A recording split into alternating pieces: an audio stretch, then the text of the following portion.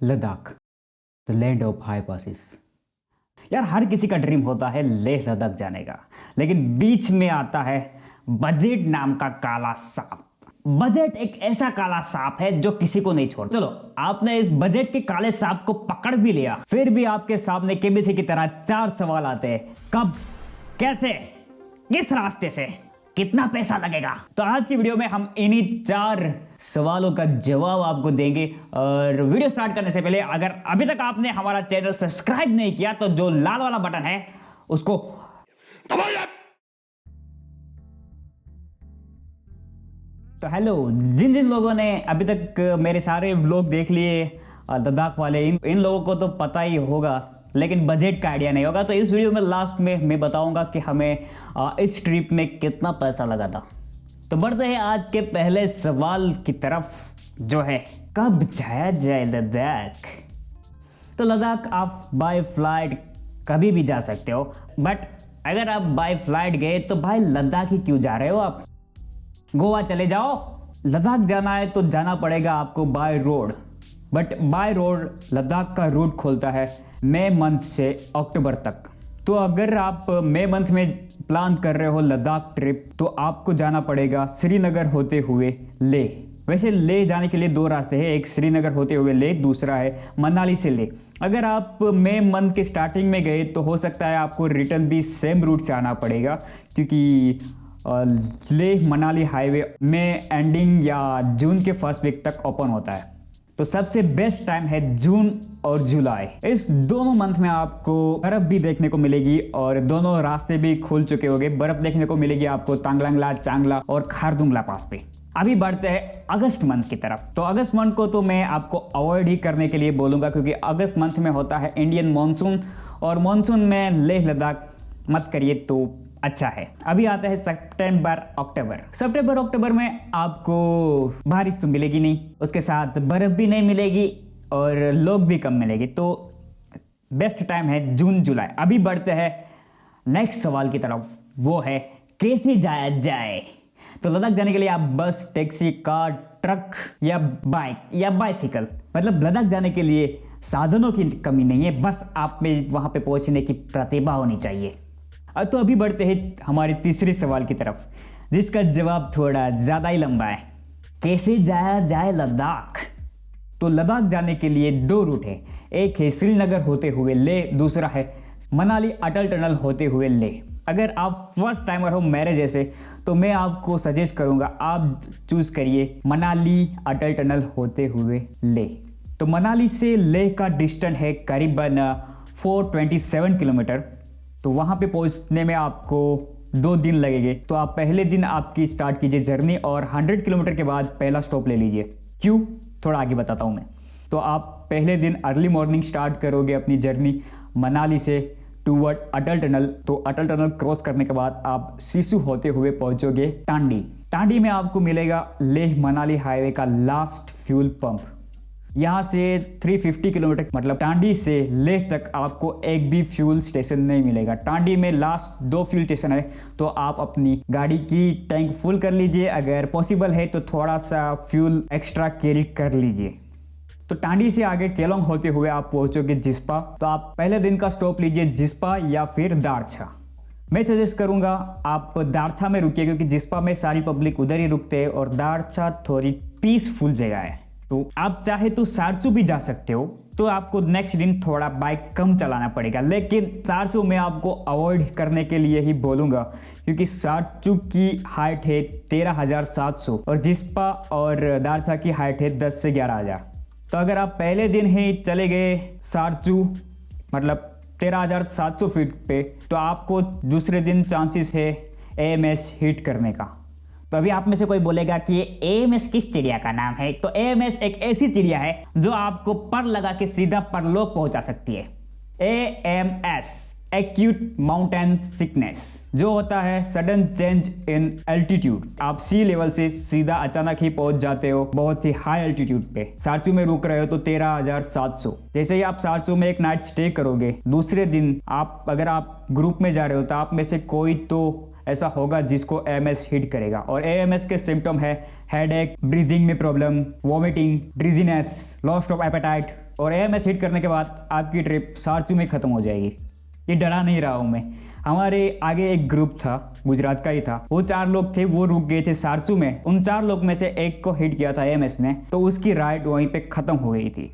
तभी डर का कुछ ज़्यादा ही माहौल हो गया है, तो वापस चलते हैं दारछा या जिस्पा की तरफ। तो आप रुकेंगे दारछा या जिस्पा दोनों जगह आपको टेंट और होम स्टे मिल जाएंगे। दारछा में अपना स्टे बुक कर लीजिए, उसके बाद थोड़े से आगे जाइए टुवर्ड दीपक ताल, वहाँ पे टाइम स्पेंड कीजिए और वापस आ जाइए अपने स्टे पे।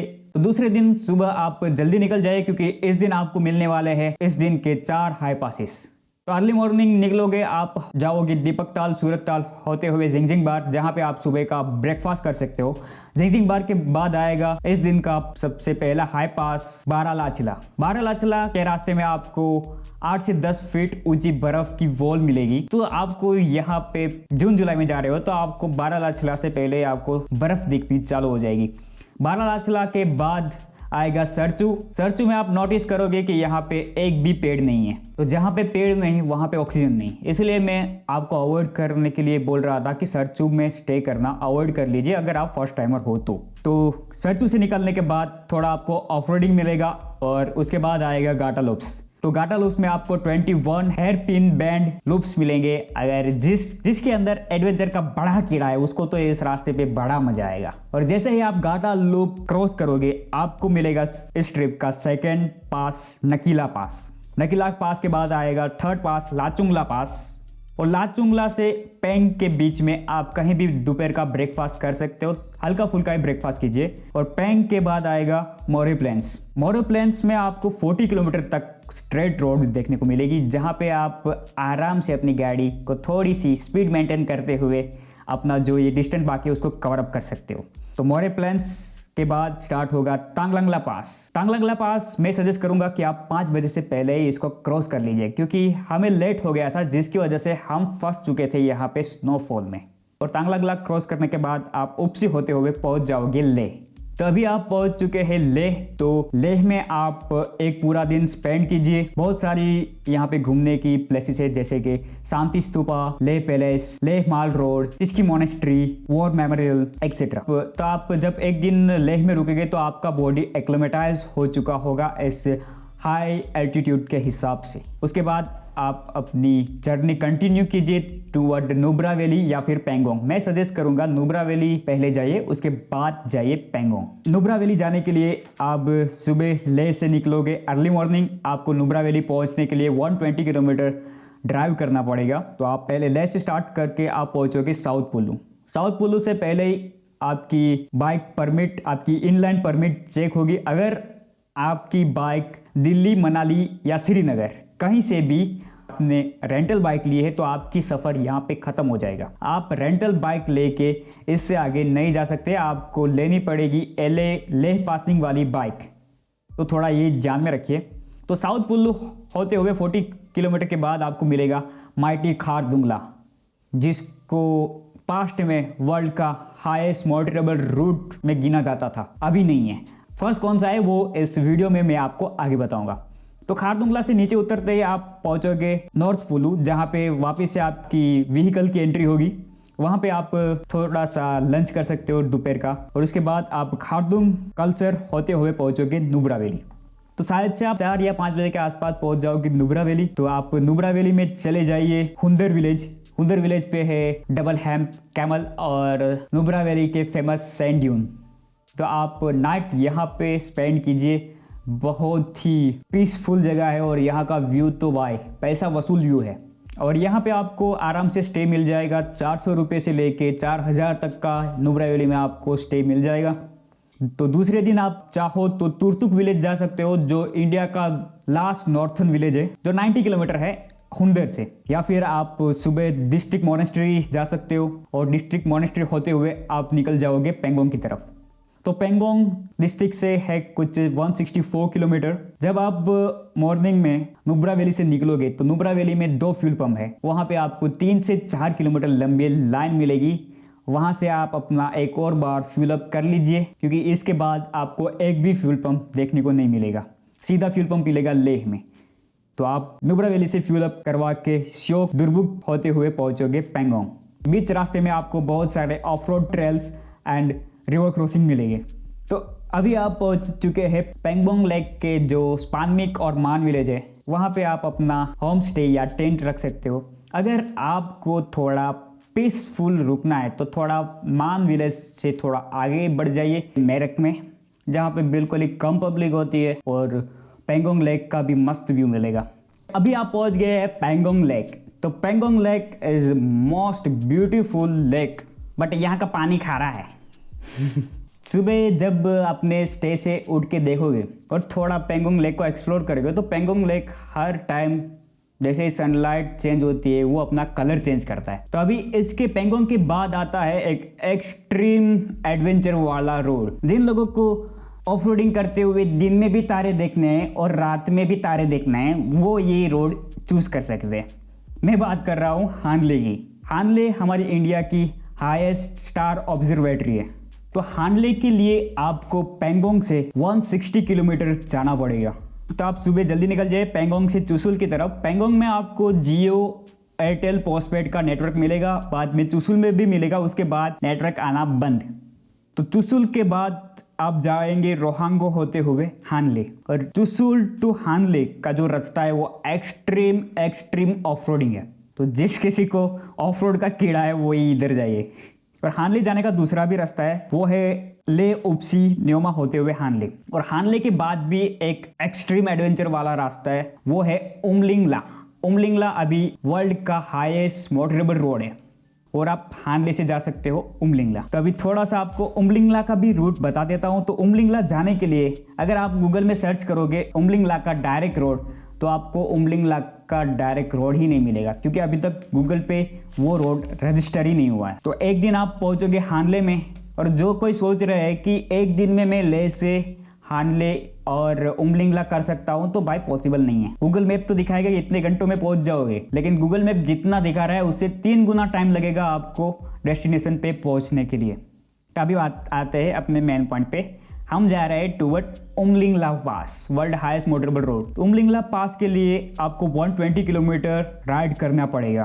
तो आप हानले से अर्ली मॉर्निंग निकलोगे टूवर्ड उमलिंगला, तो आप फोर्टिला पास वर्ल्ड का 6th हाईएस्ट मोटरेबल रोड है। फोर्टिला पास से आप जाओगे टूवर्ड न्यूरबुला। न्यूरबुला से पहले ही जस्ट चुसुमले विलेज का रास्ता आएगा लेफ्ट साइड, वहां से स्टार्ट होता है उमलिंगला का रास्ता। ओके, पता चल गया उमलिंगला का रास्ता। ये आप गूगल में भी सर्च करोगे तो भी नहीं मिलेगा। वैसे तो उमलिंगला जाने के 3 से 4 रास्ता है, लेकिन इजीएस्ट वे ये है। अगर आपके पास इनलाइन परमिट नहीं होगी तो आप यहाँ पे नहीं जा सकते। अभी मैं आपको थोड़ा सा इन्फॉर्मेशन देना चाहूँगा वर्ल्ड के टॉप 12 हाईएस्ट मोटरेबल रोड, जिसमें से 9 तो हमारे इंडिया में ही है। पहले नंबर पे आता है उमलिंगला। तो ये इन्फॉर्मेशन आपको अच्छी लगी तो लाइक कर दीजिए बिना सोचे। अभी आते हैं जो हमारे दोस्त लोग इंतजार कर रहे हैं पेंगोंग में, जिसको इतना एक्सट्रीम एडवेंचर नहीं पसंद है, उन लोगों के पास आ जाते हैं। और हाँ, जिन लोगों को चांगला पास करना है हानले से, उसको भी वापस जिस रास्ते से गए थे चुशुल होते हुए, तो उसको चुशुल होते हुए पहुंचना पड़ेगा दुर्बुक। और जो लोग पेंगोंग है उसको भी दुर्बुक पहुंचना पड़ेगा। तो पेंगोंग से ले चांगला पास होते हुए ले का डिस्टेंस है 157 किलोमीटर। तो दुर्बुक से आप पहुंचोगे चांगला पास, और चांगला पास का रास्ता एक्सट्रीम है। खारदुंगला में जितना आपको दिक्कत नहीं आएगा, उससे ज़्यादा चांगला पास में आपको दिक्कत आ सकता है। मुझे आया था, इसलिए मैं अपना पर्सनल एक्सपीरियंस शेयर कर रहा हूँ। तो बाइक पावर ही निकल नहीं पा रही थी। तो आप पहुँचोगे चांगला पास के बाद करू होते हुए पहुँचोगे ले। और हाँ, उमलिंगला करने वालों के लिए एक फ्री की एडवाइस, भाई अगर आप एक्लेमेटाइज अच्छे से नहीं हुए तो प्लीज उमलिंगला मत जाइए, क्योंकि ये बहुत ही एक्सट्रीम ट्रिप होने वाली है। अगर यहाँ पे आपको एएमएस की चिड़िया ने चोंच मार दी तो आपको पर लग के परलोक पहुंचने में जरा भी टाइम नहीं लगेगा, क्योंकि ऑलरेडी आप इतने हाइट पे हो तो उस चिड़िया को ज्यादा मेहनत भी नहीं करनी पड़ेगी आपको ऊपर पहुंचाने के लिए। दूसरा, जितना हो सके उतना लगेज आप अपने स्टे पे छोड़ के आइए, जिससे आपको उमलिंगला की चढ़ाई में थोड़ा बाइक या आपकी व्हीकल को थोड़ा कम स्ट्रगल करना पड़े। और हो सके जो पोर्टेबल ऑक्सीजन सिलेंडर कैरी करके जाइए, क्योंकि आसपास में आपको कहीं पे भी मेडिकल फैसिलिटी नहीं मिलेगी, प्लस नेटवर्क भी नहीं आ रहा होगा। तो अभी आप पहुंच चुके हो लेह, और लेह से स्टार्ट होता है आपकी वापसी की जर्नी टूवर्ड श्रीनगर। मैं जानता हूँ कि इसमें से थोड़े से प्लेस अभी तक कवर नहीं हुए इस ट्रिप में, पर एक ही बार में आप सब कुछ, फर्स्ट टाइमर ही आप इतना सब कुछ खा लोगे तो फिर हजम नहीं होगा ना। तो नेक्स्ट ट्रिप में हम जब जाएंगे तब जो भी प्लेस अभी कवर नहीं हुए उसको कवर करेंगे। तभी आप जा रहे हो श्रीनगर से ले, ये एक दिन में कवर हो सकता है। आपको कवर करना है 412 किलोमीटर रास्ता by extremely good thanks to BRO border organisation.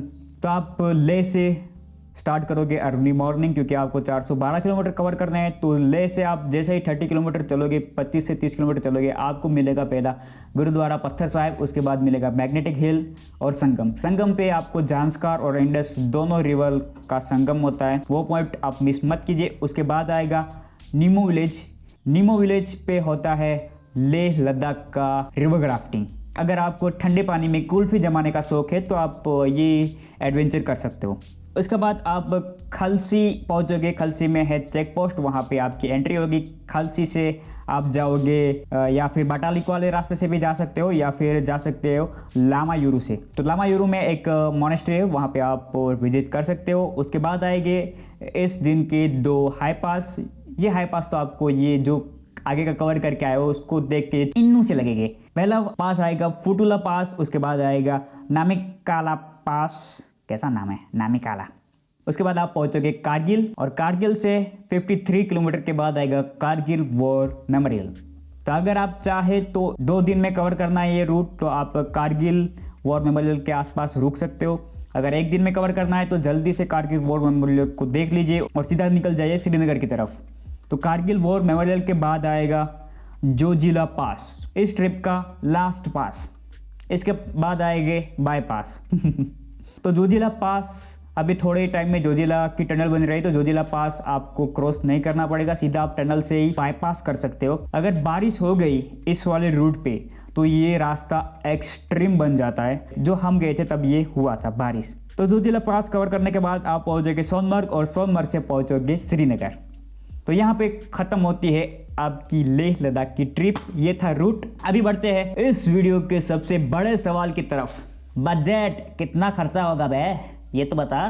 तो आप अगर पर्सनल बाइक लेके जा रहे हैं तो मिनिमम ये रूट कवर करने के लिए, अगर आप उमलिंगला नहीं कर रहे हो तो 8 दिन लगेंगे। अगर उमलिंगला वगैरह कर रहे हो तो आपको 15 दिन लगेंगे।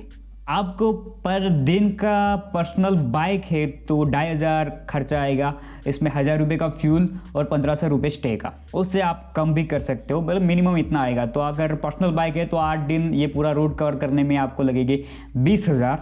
अगर आपके पास कार है और कार में मिनिमम 4 लोग तो हो गए आप, तो कार के लिए आपको सीधा 1 दिन का फ्यूल चाहिए होगा 2500 मिनिमम, क्योंकि यहाँ पे माइलेज नहीं देगी आपकी कार भी, बाइक भी नहीं दे रही थी, तो कार का तो क्या कहना। तो ऐसा लमसम ही निकाल रहा हूँ, सो मैं गलत भी हो सकता हूँ। 1 दिन का आपको विद ग्रुप 8000 के आसपास खर्चा आएगा, 8 से 8500। तो पूरा ट्रिप खत्म करने में 8 दिन में मिनिमम आपको 60,000 कार का लगेगा, जिसमें मैं सिर्फ इंक्लूड कर रहा हूँ फूड और स्टे प्लस पेट्रोल। एक्स्ट्रा खर्चा आप पे, वो जितना आप कर सकते उतना कर सकते। अभी आते हैं रेंटल बाइक।